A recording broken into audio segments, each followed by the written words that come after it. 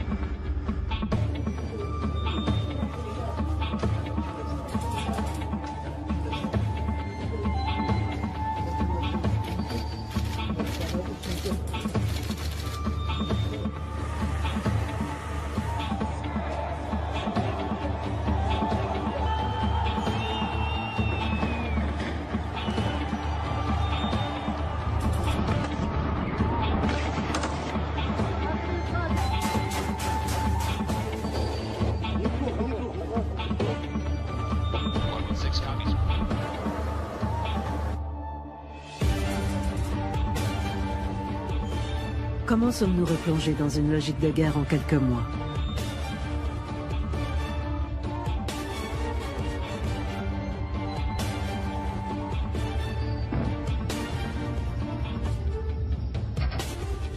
La Russie est le principal exportateur de gaz au monde.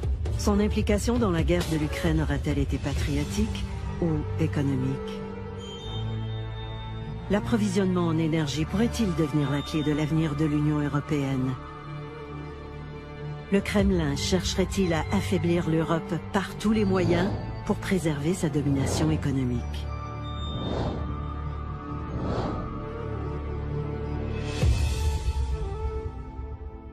Мы говорим о надежности. Даже в самые тяжелые годы холодной войны никогда не срывал поставок в Европу. Le monopole de l'ère soviétique englobe tous les anciens satellites de l'URSS.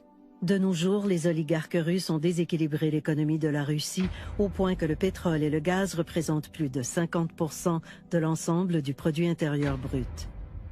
35% de toute la richesse en Russie est entre les mains d'une centaine d'individus. Par comparaison, aux États-Unis, 3 millions de personnes se répartissent la même part de richesse.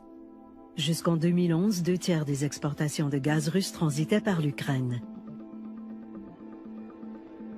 Pas question pour Kiev de ne pas respecter les règles du jeu imposées par Gazprom, le monopole contrôlé par la garde rapprochée de Vladimir Poutine. Gazprom n'est pas une compagnie énergétique ordinaire.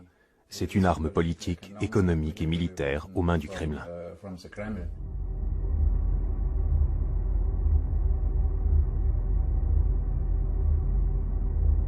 Известный негативный пример – это кризис 2009 года с Украиной. Незаконные требования к Российской Федерации запредельно снижать цены для внутреннего потребления Украины привели, по сути, к отказу транзитировать наш газ в Европу. Les vieux gazoducs soviétiques alimentent toujours en grande partie les pays les plus industrialisés d'Europe. Tôt ou tard, ils devaient être remplacés. Les années de tension avec Kiev laissent le Kremlin songeur. L'aspiration des jeunes Ukrainiens à faire partie de l'Union européenne vient ajouter du gaz sur le feu. Viktor Yanukovych, candidat favori de Moscou, avait été élu président en 2010 en promettant l'Europe aux électeurs. 3 ans plus tard, son gouvernement a atteint des sommets inégalés de corruption. L'économie piétine, tandis que des milliards en fonds publics sont blanchis ou détournés à l'étranger. L'Ukraine a une forte dette envers la Russie pour le gaz, mais Yanukovych prétend que les fonds sont épuisés.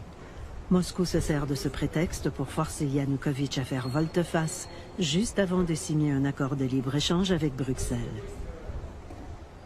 C'est la révolte. Les jeunes occupent la place Maïdan, bientôt rejoints par diverses factions, dont des membres de l'extrême droite qui espèrent tirer parti de la confusion. Les yeux du monde étaient alors braqués sur les Jeux de Sotchi.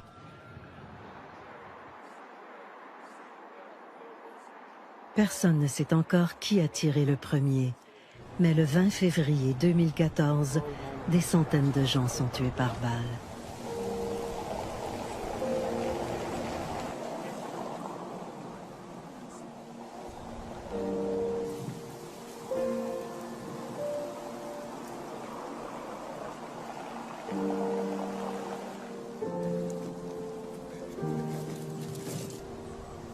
Yanukovych et sa police sont pointés du doigt et le 22 février, il prend la fuite.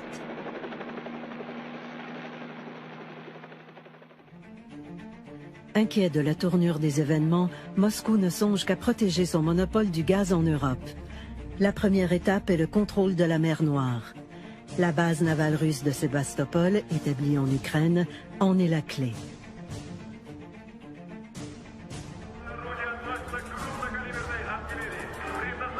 Moscou marche en Crimée le 28 février et cette annexion est couronnée par un référendum expéditif 2 semaines plus tard.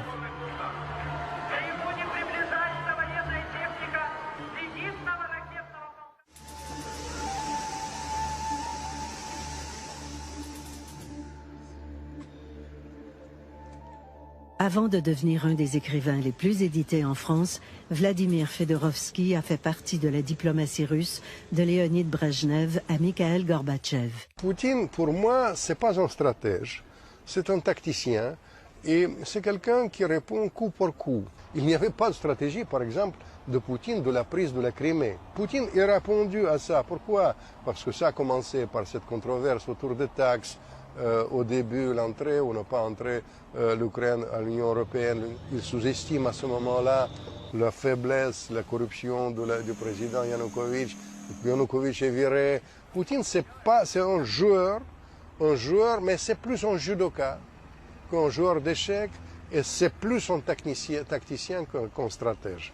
Которая была нарушена с незаконной передачей, я хочу подчеркнуть, Крыма Украине. Dire que Poutine est responsable, seul responsable de la crise en Ukraine, c'est une illusion. Poutine, je ne l'aime pas, mais il peut nous servir d'un reflet de nos âges que dans le royaume des aveugles, le borgne roi. Poutine sent que la situation est un des meilleurs moyens pour Gazprom de tirer son épingle du jeu. Sans la participation de la Russie, cette crise n'aurait pas été si violente. Même la violence de la place Maïdan a été largement due aux pressions exercées par la Russie et à l'implication de leurs services secrets. En constatant les fluctuations de son territoire au fil des ans, on comprend un peu mieux l'existence des tensions internes. Après la Crimée, les régions de l'Est, avec une aide musclée de la Russie, échappent au contrôle du gouvernement central de Kiev.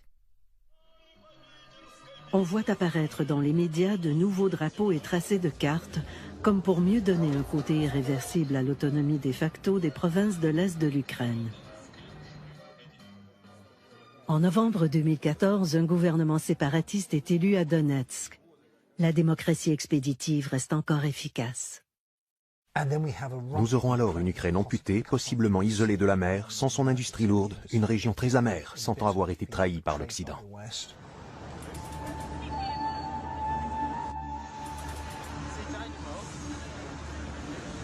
Edward Lucas, un des éditeurs en chef du magazine The Economist, est spécialiste des questions de l'Est et de la Russie. Il a longtemps été en poste à Moscou, jusqu'à ce que le Kremlin le déclare indésirable. La Russie est un important fournisseur de gaz, mais elle n'est pas le seul. Nous pouvons constituer nos propres réserves pendant l'été. Nous pouvons acheter plus de gaz à la Norvège. Nous pouvons faire plein de choses si nous le voulons vraiment. Toutes ces solutions ont un prix, parfois très élevé, et nous ne sommes pas prêts à payer. Nous préférons voir M. Poutine gagner plutôt que d'avoir froid et de s'appauvrir. Le gaz fait partie intégrante de la politique étrangère des Russes. Et ils ne font pas un secret du fait qu'ils utilisent la dépendance au gaz comme moyen pour que les pays restent gentiment amicaux ou craintifs.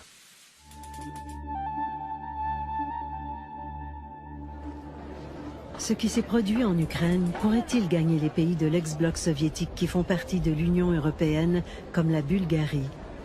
Des pays qui, comme l'Ukraine, comptent des communautés ayant de solides affinités économiques et historiques avec la Russie.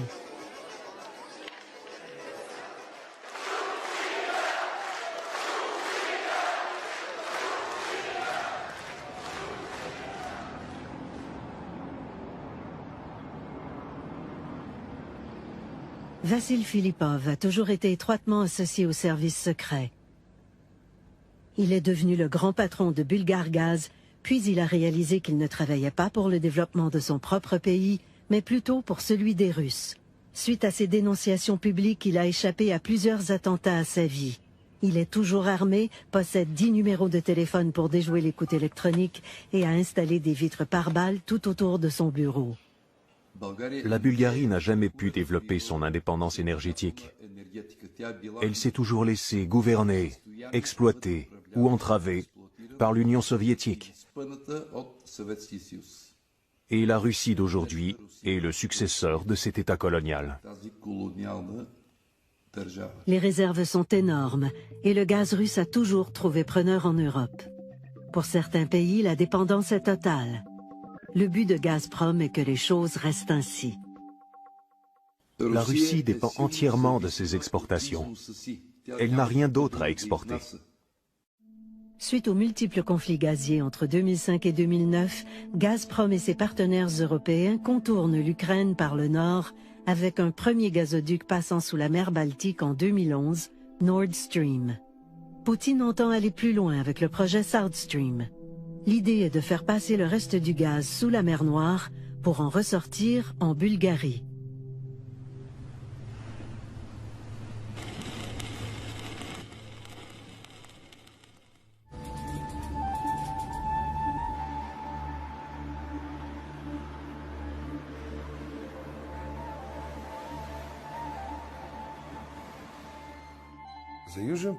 South Stream n'est absolument pas rentable.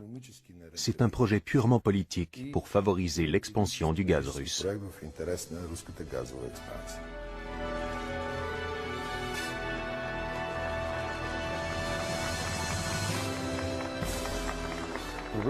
Le problème n'est pas seulement une question de politique ou de corruption. Il est lié à la volonté de Gazprom de contourner les règles du troisième paquet législatif de l'Union européenne. Le troisième paquet est un ensemble de règles adoptées par le Parlement de Bruxelles pour contrer toute prise de contrôle du marché intérieur par un monopole. Il est dans l'intérêt de tous les pays de l'Union de pouvoir diversifier les sources d'approvisionnement en gaz. Tout gazoduc desservant l'Europe devrait pouvoir être utilisé par divers fournisseurs. Mais si un propriétaire de gazoduc était également fournisseur, il pourrait imposer son monopole. Gazprom n'aurait ainsi pas le droit d'être à la fois producteur de gaz et gestionnaire du réseau de distribution South Stream, pas plus que d'entreprendre un si gros chantier sans appel d'offres, comme ce fut le cas. Gazprom détient 50% des parts de South Stream avec l'Italie, la France et l'Allemagne. Des ententes de droit de passage ont été signées avec 6 pays de l'Union, soit la Bulgarie, l'Autriche, la Hongrie, la Croatie, la Slovénie et la Grèce. Ces derniers sont invités par Bruxelles à renégocier avec la Russie. Mais selon Poutine, les règles internes de l'Union ne s'appliquent pas. La bataille est engagée sur tous les fronts. La Bulgarie se trouve entre le diable et le fond de la mer Bleue. D'un côté, elle a des obligations envers l'Union européenne, et de l'autre, elle doit défendre les intérêts de la Russie. L'influence sur les finances et la politique bulgare de cette dernière est manifeste.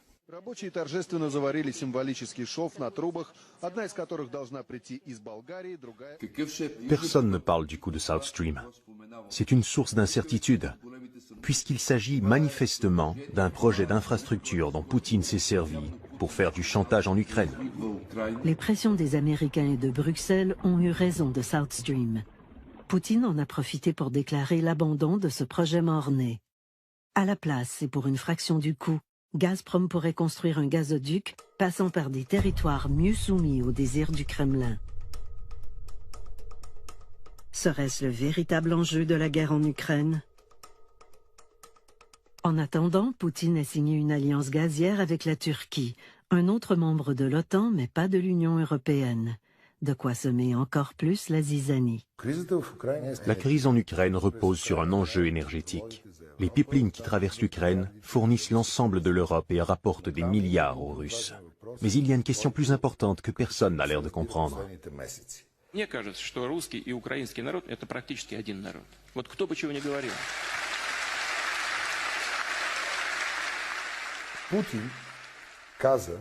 Poutine dit « Les frontières et les lois internationales ont moins d'importance que le fait que nos compatriotes vivent là-bas.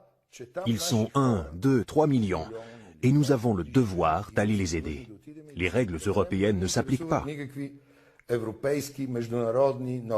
Avec de telles politiques, le monde se transforme en jungle. Les pipelines russes n'exportent pas que du gaz, mais aussi de la corruption. Et c'est pourquoi les Russes aiment tant les pipelines et leur construction, malgré des coûts énormes pour le peuple russe.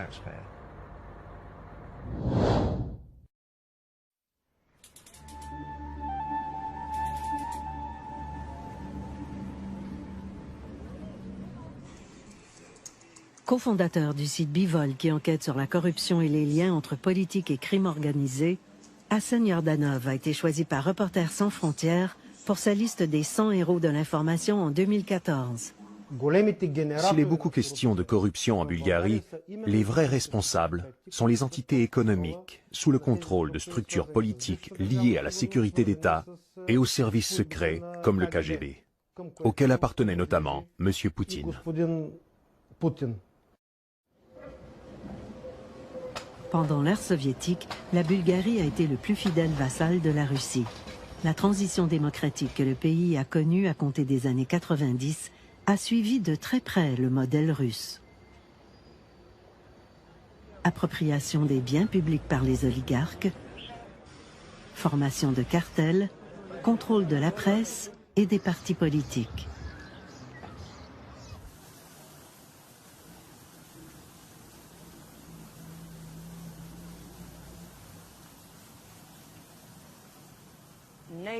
Ce n'est pas surprenant qu'il y ait des milliardaires en Bulgarie. Pendant les années de transition de la Bulgarie, d'une manière ou d'une autre, l'argent est tombé dans les poches de l'ancienne nomenclature, les dirigeants et leurs cercles. Entre 18 et 25 milliards d'euros. Pour un pays pauvre comme le nôtre, c'est une somme colossale. Les élections américaines sont parmi les plus coûteuses au monde, sans doute les plus coûteuses.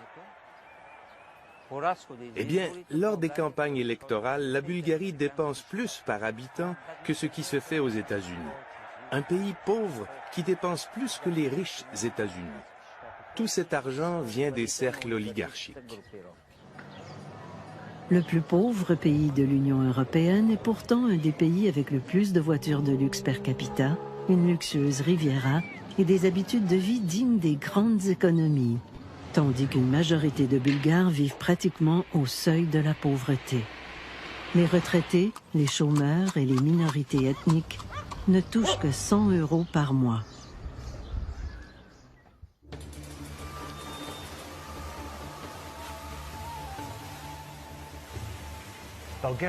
La Bulgarie a changé depuis qu'elle a joint l'Union européenne, mais seulement en surface.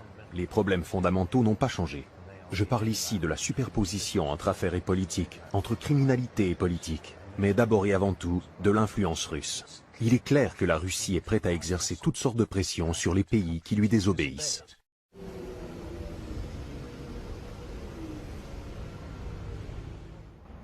Nikolai Zariev est un des rares propriétaires de PME en Bulgarie qui soit indépendant.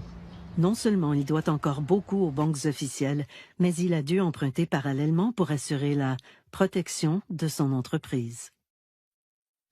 Le financement des affaires chez nous est très différent de celui en Europe. Le système bancaire chez nous est dans un état critique. Les prêts qu'on nous propose ont un taux d'intérêt entre 12, 15 et 18%, tandis qu'en Europe, ils sont de 1 à 2%. Après la chute du mur de Berlin, nous sommes partis de zéro. Et ceux qui n'avaient pas accès à l'argent sale ou au blanchiment d'argent ou à l'appui financier de certains partis politiques se sont retrouvés dans une situation très dure. Nous nous heurtons tout le temps à l'administration et au diktat des monopoles qui entravent les affaires. Et suite à ça, nous nous retrouvons dans une situation très difficile. C'est ainsi dans tous les domaines, l'agriculture, les PME, l'industrie alimentaire. Et c'est comme ça aussi dans le grand business. C'est ça la Bulgarie. Depuis plus de 10 ans, Hristo Hristov mène des enquêtes comme journaliste spécialisé dans les liens entre le KGB, la Securitate et les pouvoirs actuels en Bulgarie.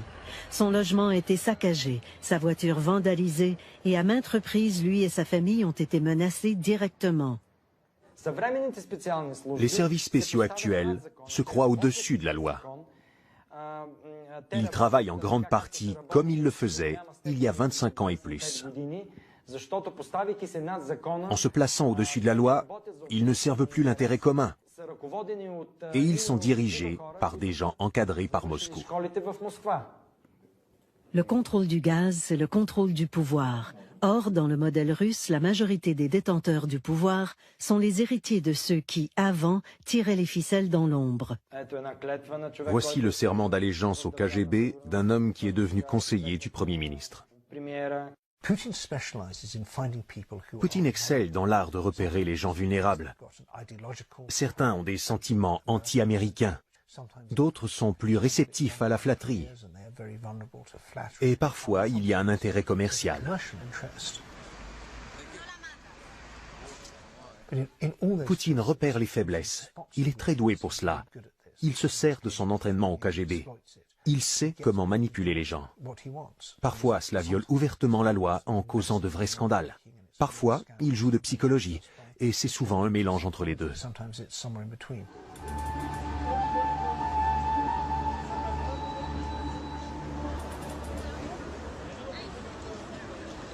Depuis plus de 25 ans, Jürgen Roth enquête sur les mafias de l'Est et de la Russie.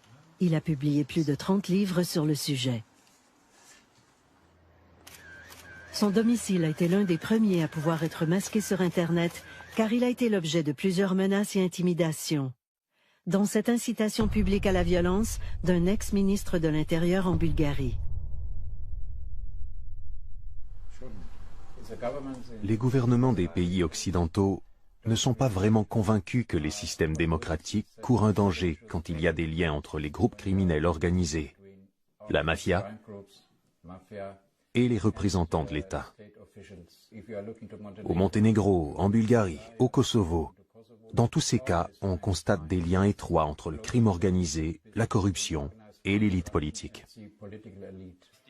Pour le Kremlin, que peut valoir l'intérêt du peuple face à l'intérêt supérieur de la nation pour le gaz? Bruxelles est le plus grand investisseur dans notre région, la Bulgarie et la Roumanie. C'est un investisseur clé. Mais en même temps, Bruxelles n'a pas chez nous l'influence que peut avoir, par exemple, un oligarque russe comme le patron de Gazprom. Je connais assez bien Boyko Borisov.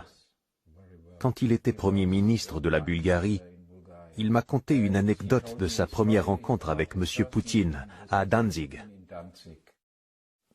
Poutine lui a dit « Nous voulons que vous appuyiez le projet South Stream et Gazprom pourrait faire d'importants investissements en Bulgarie. Sinon, vos citoyens auront froid cet hiver. » En 1998, j'ai signé un contrat de livraison de gaz d'une durée de 13 ans. Pendant 4 ans, la Bulgarie n'a pas touché un sou de ce qui lui revenait. Un manque à gagner de 2 milliards et quelques. Pour notre petit pays, c'est énorme. La Russie n'est pas un partenaire correct. La présence russe se fait sentir tout le long de la côte bulgare en mer Noire, y compris à quelques encablures d'un des symboles de l'Union européenne, une base de l'OTAN.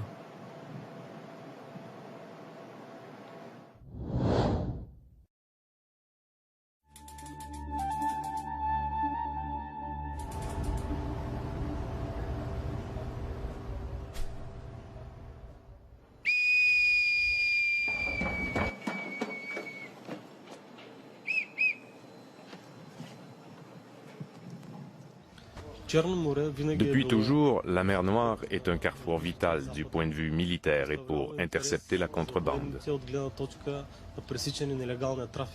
Il n'y a pas de pays moins important que d'autres dans l'OTAN. Chaque pays a son poids dans les décisions à prendre. Évidemment, les plus grands pays ont plus de poids, mais la Bulgarie a toujours joué son rôle et il continuera à augmenter.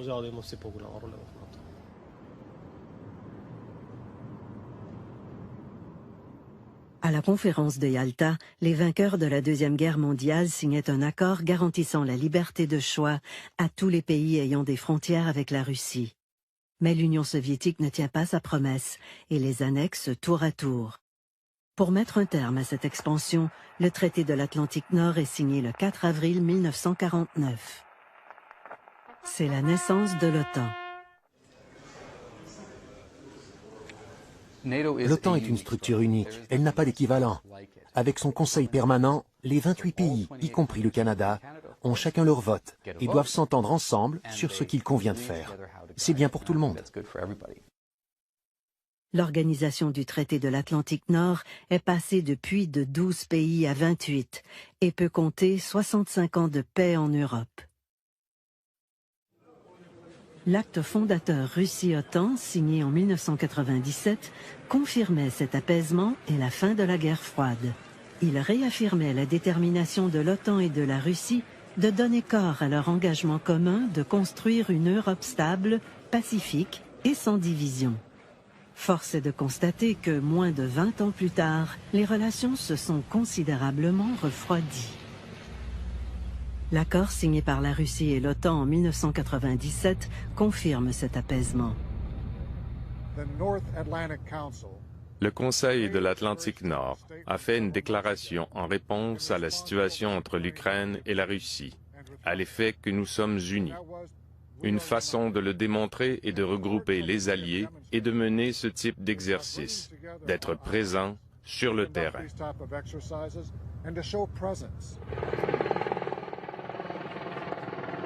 La force de l'Alliance Atlantique est à même d'ébranler le monopole du gaz.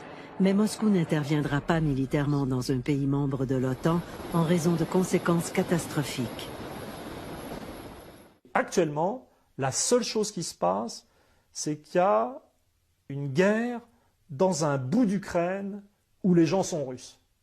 Et de ce fait-là, je ne peux pas tirer l'idée que la Russie est en train d'agresser le monde occidental. Voir un Canada va en guerre, comme voir une Suède va en guerre, ça m'a fait du mal.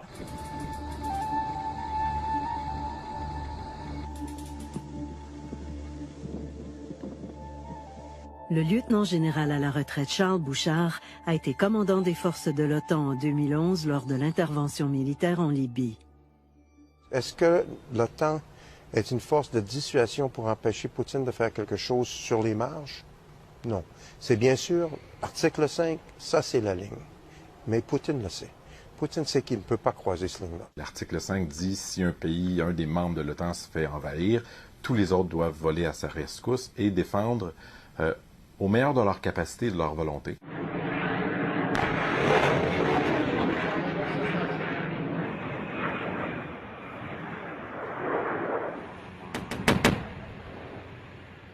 Но когда мы говорим об Украине и о военных блоках, то, конечно, нас это не может не беспокоить, потому что в этом случае, если, скажем, Украина присоединяется к НАТО, инфраструктура военная вплотную подходит к российским границам, и мы не можем быть к этому безразличными. Le Kremlin hésite, mais toute expansion de l'OTAN est vue comme une menace directe à l'économie russe. Admettons qu'il y avait une intervention russe dans un des pays membres de l'OTAN, ce qui n'est pas le cas de l'Ukraine. Moralement et légitimement, tous les membres de l'OTAN auraient une responsabilité de voler au secours de cet État-là.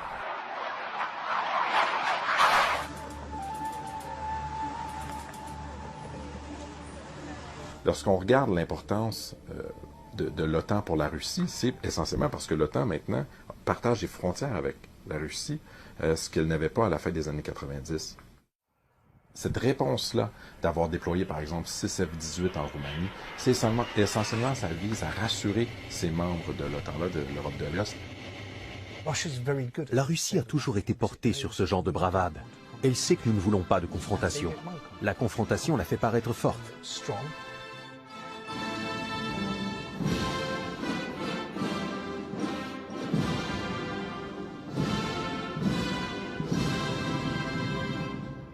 Bien que l'Estonie, la Lituanie et la Lettonie soient parmi les plus petits pays d'Europe, la propagande est parvenue à les pointer comme les principaux ennemis du peuple russe.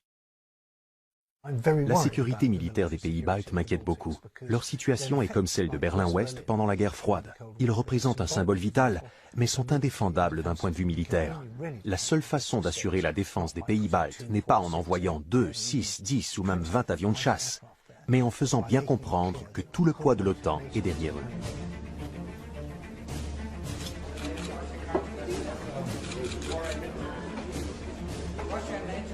Nous savons tous que les États baltiques sont vulnérables. Nous avons toujours été bien conscients de la nécessité de les défendre. Ce n'est pas comme si ça sortait de nulle part. Je n'ai pas de doute que si quelque chose survenait en Estonie, une réplique adéquate viendrait de l'OTAN. Pour les Russes, envahir un pays membre de l'OTAN, c'est pas du tout le même type de jeu que d'envahir un pays qui n'est pas membre de l'OTAN. Bien sûr, nos armes sont plus sophistiquées que celles des Russes. Nous avons de meilleurs navires, de meilleurs avions, de meilleurs tout. Mais dans cette guerre, la lutte ne porte pas sur la force militaire. Elle porte sur des moyens non conventionnels. La question fondamentale est, sommes-nous prêts à appliquer sur Poutine le niveau de pression qui lui ferait vraiment changer d'idée? Pour le moment, la réponse est non. Les Allemands veulent acheter le gaz russe, les Britanniques veulent blanchir son argent et les Français veulent lui vendre des navires de guerre. Tous les pays d'Europe ont peur de déplaire à Poutine, et il le sait. Si les armes conventionnelles jouent un rôle mineur actuellement en Europe, les revenus du gaz donnent tout de même aux Russes les moyens de moderniser leur armement. Les liens entre la France et la Russie ne se limitent pas aux livraisons de gaz. Sous Sarkozy, quand la Russie avait encore libre accès au corridor de l'OTAN, d'importants contrats militaires ont été négociés. Le Mistral illustre particulièrement bien la façon dont Poutine négocie avec l'Europe. Il a repéré une faiblesse. En France, Sarkozy cherchait désespérément à sauver les emplois de cet important centre industriel. Les navires de classe Mistral représentent la dernière génération de porte-hélicoptères amphibies. Ils constituent la nouvelle norme pour les forces de réaction de l'OTAN. Ce contrat a été signé dans le bon vieux temps. Le Mistral est un outil redoutable pour les assauts. Par exemple, le chef de la défense russe a dit que s'ils avaient eu un Mistral, la guerre menée contre la Géorgie, au lieu de prendre plusieurs semaines, n'aurait duré que 48 heures. Avant la livraison, 400 marins sont débarqués de la frégate Smolny à Saint-Nazaire pour compléter le transfert technologique. Les Français sont pris au piège. Ils ne peuvent annuler, ils ne peuvent continuer. Le genre d'embarras qui convient parfaitement à Poutine. Une autre forme d'entente parallèle nous ramène à la baie de Burgas, dans un terminal russe, à 2 pas de la base de l'OTAN. Le terminal de Rosenets est le plus important terminal pétrolier en Europe de l'Est. Il se situe sur le territoire bulgare, à quelques centaines de mètres de la base de l'OTAN, tout près de Burgas. Cette enclave n'est pas sous juridiction bulgare. Paradoxalement, elle est entièrement contrôlée par le géant russe Lukoil.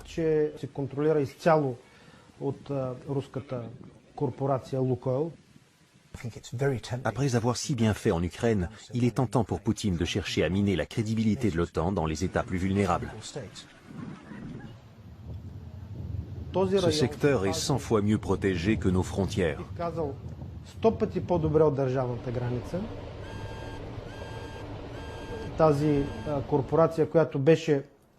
Cette corporation a été introduite dans la société bulgare pour reproduire le modèle oligarchique russe.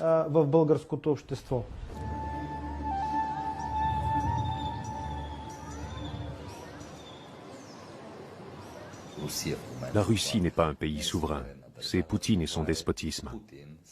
Cela devient de plus en plus dangereux pour nous tous, pour l'ensemble de l'Europe, pour le monde entier, et de plus en plus imprévisible, car il n'y a pas de correctif interne.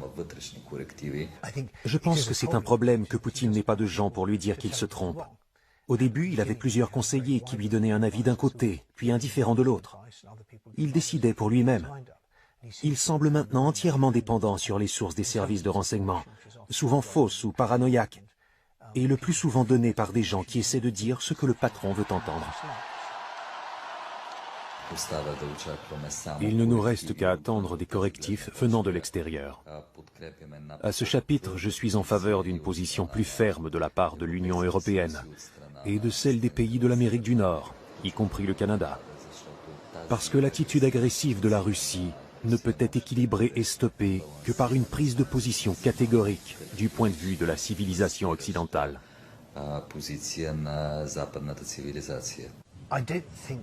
L'OTAN ne fait pas confiance à la Bulgarie. Ce manque de confiance envers tous les pays comme la Bulgarie est considérable. Tout ce qui passe par la Bulgarie tombe dans l'oreille des Russes. Au cours des dernières années, la Bulgarie a servi de cheval de Troie pour le compte des Russes dans les pays européens. Et j'ai bien peur que cette situation ne se poursuive. Puisque la Bulgarie collabore si bien avec Poutine, une crise comme en Ukraine n'aura pas lieu ici. Pas plus que dans les autres pays concernés par la nouvelle distribution du gaz.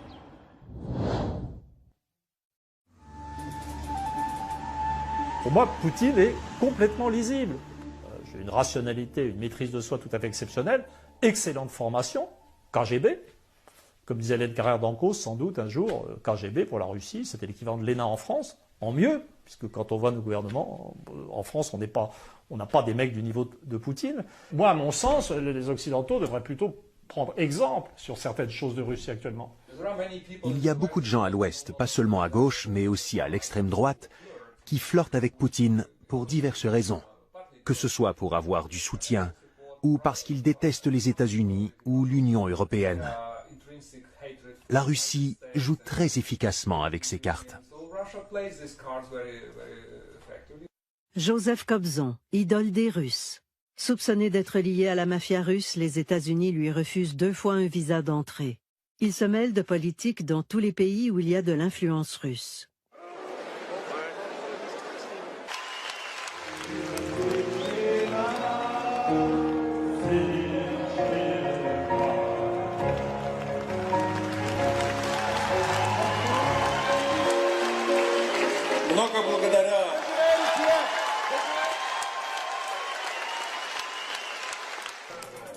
Divisé pour mieux régner. Pour le Kremlin, il est rentable que l'opinion publique pense que la guerre soit menée contre le fascisme et le néonazisme plutôt que pour le gaz. Du même souffle, le Kremlin offre son soutien à plusieurs partis d'extrême droite en Europe. Rien de plus facile que de faire passer un cosaque pour un néo-nazi. Contrairement à ce que l'on peut lire dans les médias sociaux, Mykola Bondar déteste autant Poutine que l'extrême droite ukrainienne qui l'a sauvagement agressé. Les paroles de Poutine ne valent rien.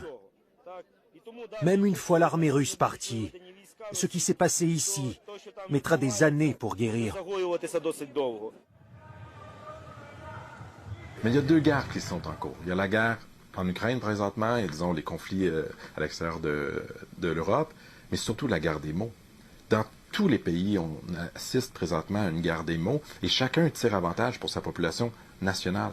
Pour Vladimir Poutine, c'est d'augmenter la fierté de son peuple, d'augmenter son contrôle sur sa population, de donner l'image d'une Russie qui se défend, qui prend des positions fortes face à la communauté internationale, face aux États-Unis, qui n'est pas servile, comme l'image qu'on avait de la Russie à la fin des années 90, qui a réintégré la cour des grandes puissances. Но я знаю, я уверен, мы все преодолеем, все решим, потому что мы вместе. Слава России!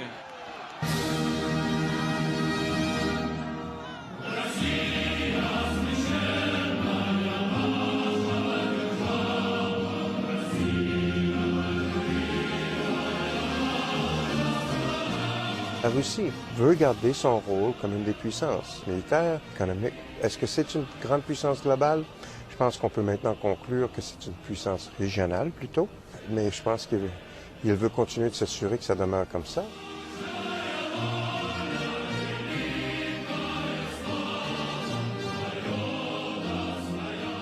Un des rôles clés de la propagande reste de détourner l'attention des enjeux qui ne concernent pas le peuple.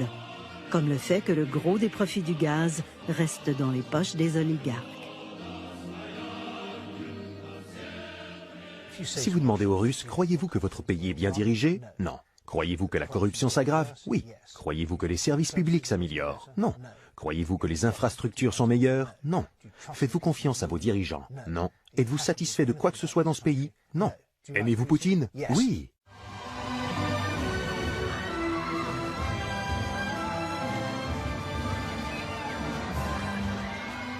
Je crois qu'en Russie, il est dangereux aujourd'hui de dire « Selon moi, Poutine est une canaille, un voleur qui entraîne le pays dans une mauvaise pente ». Je peux comprendre que les gens répondent d'une façon dont ils jugent plus sûre pour eux, plutôt que d'après leurs convictions. Je suis vraiment désolé pour les Russes. On leur a dérobé les fruits de la chute du communisme en 1991 et de la libération de leur pays. Ils sont passés d'une forme d'autocratie, le totalitarisme soviétique, à une autre, le capitalisme de connivence et la kleptocratie. Ce n'est pas bon pour les Russes. Ils font partie de la civilisation européenne. La culture russe est extrêmement importante. J'estime que cette bataille contre le Kremlin ne sera gagnée que si nous avons les Russes de notre côté. Il faut décider, voulez-vous vivre dans un système démocratique ou non?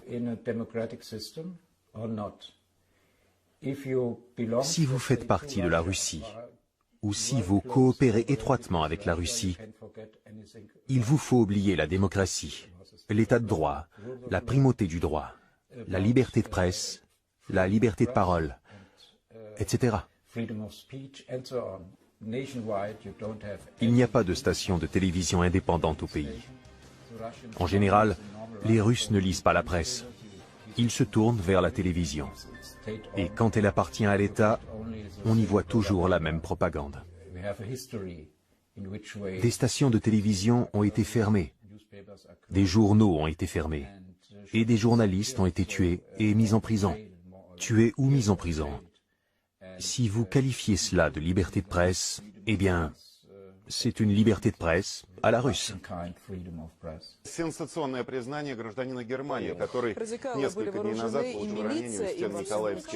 Au tout début de la crise en Ukraine, un même témoin, sous le même nom, dans le même décor, tourné par la même équipe, a été présenté sur 3 chaînes russes, propriété d'État, comme espion allemand à la solde des néo-nazis, pro-russe attaqué par les néo-nazis, puis comme un héros en Crimée ayant sauvé la vie à 200 enfants dans les émeutes. Face à la pression des médias sociaux, une seule des chaînes a fini par déclarer qu'elle avait été victime d'un canular. Mais ce qui est important, quand on est dans une guerre des mots, c'est les symboles, beaucoup plus que les gestes en substance. La plupart des gens se basent sur soit la télé, soit des réseaux sociaux monolithiques, ne cherchent pas à confronter leurs idées reçues, ce qui limite leur information, ce qui simplifie leur raisonnement. Le contrôle de l'image de la Russie sur la scène internationale favorise les intérêts russes dans l'ensemble des marchés, mais surtout en Europe. Il faut relativiser les choses. Poutine il verrouille la presse, mais la censure là-bas n'existe pas. C'est ça la réalité. Les grands médias, la télé, la radio appartiennent évidemment à l'État, sinon contrôlés par disons, l'entourage de Poutine et Poutine lui-même, mais la censure formellement, ça n'existe pas. Lors de la populaire émission annuelle Ligne directe avec Poutine, où le président répond aux questions de son peuple, le scoop de l'émission du 17 avril 2014 devait être cet appel surprise.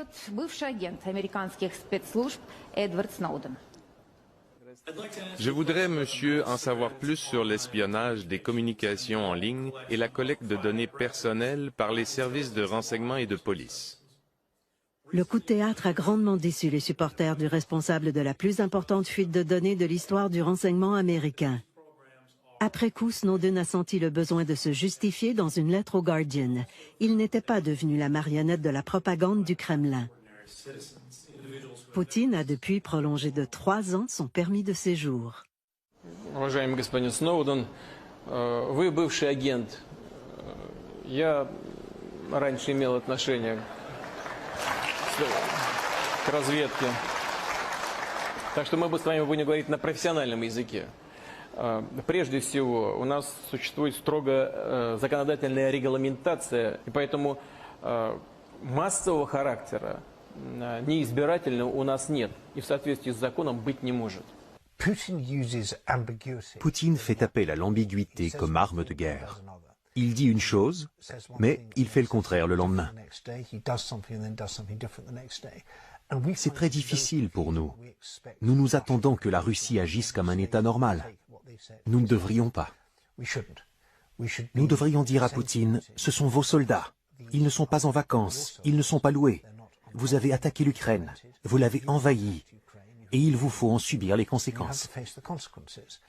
Ну, конечно, не может быть в современном мире будущего политики, которая основана на экспансионизме и каких-то завоеваниях.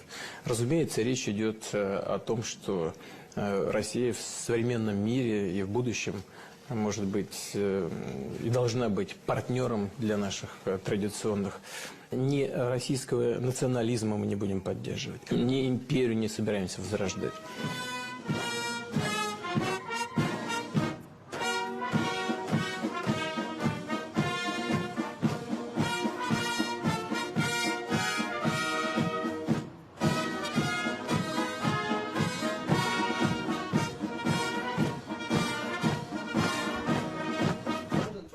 Je ne fais pas confiance à M. Poutine parce qu'il fait tant de déclarations et elles sont toutes contradictoires, toutes mensongères.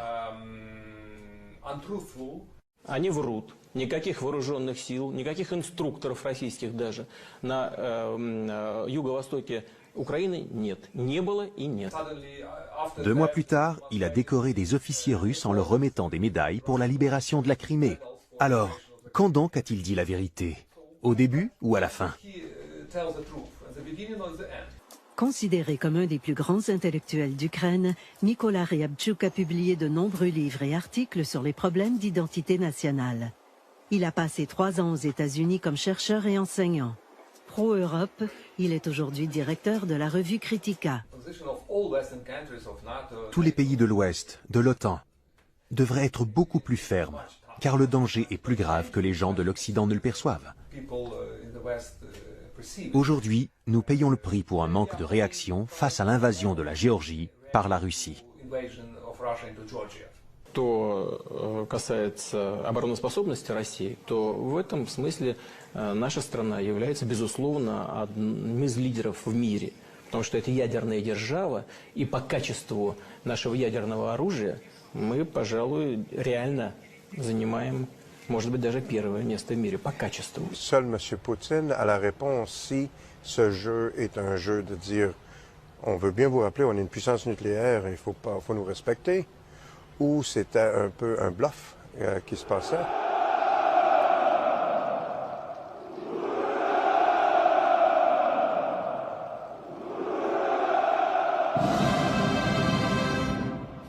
Я хочу напомнить, что Россия является одной из наиболее мощных ядерных держав. Это не слова, это реалии. И более того, мы укрепляем наши силы ядерного сдерживания, мы укрепляем наши вооруженные силы. Они действительно становятся более компактными и более эффективными. Contrairement à ce qu'on pense, il ne veut pas reconstitution de l'URSS. Il veut reconstitution l'influence russe, le mot influence. L'opposition aux priorités de Poutine existe en Russie, comme le démontrent les milliers de manifestants qui ont pris les rues de Moscou contre la guerre en Ukraine.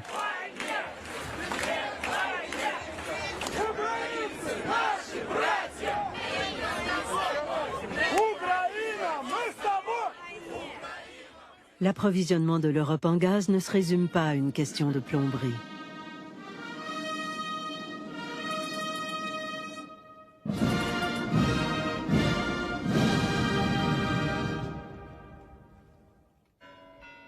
Sous l'éclairage du gaz, on comprend que la Russie ne veut pas faire la guerre à l'Europe, mais utiliser tous les moyens pour protéger un marché vital pour son économie.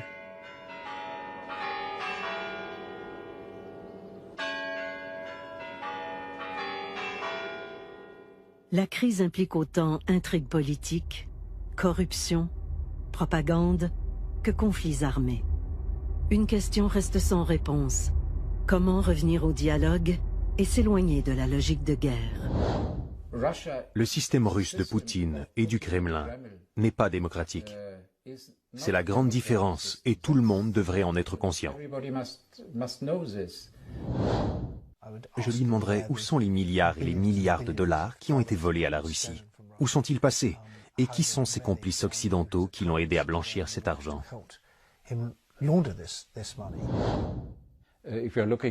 Les transferts d'argent qui vont de la Russie à la Grande-Bretagne, à l'Allemagne, à la Suisse, il s'agit d'argent volé. S'il n'y a pas de réaction, c'est un autre message qui dit « Allez-y, continuez ». Si les États-Unis et le Canada préservaient leurs secrets technologiques, la Russie est un géant sur pied d'argile, un colosse qui s'effondrerait sous son propre poids. Il faut rester simple et prendre une bonne douche froide, regarder les faits et cesser de hurler dans toutes les directions comme si la planète était au bord du cataclysme. Le pire des cas serait de voir l'effondrement de l'OTAN. L'Amérique est à bout de patience face à l'Europe. L'Europe manque de confiance envers l'Amérique. Et le cauchemar serait que la Russie parvienne à accomplir ce que l'Union soviétique n'a pas réussi, c'est-à-dire neutraliser et dominer le continent européen.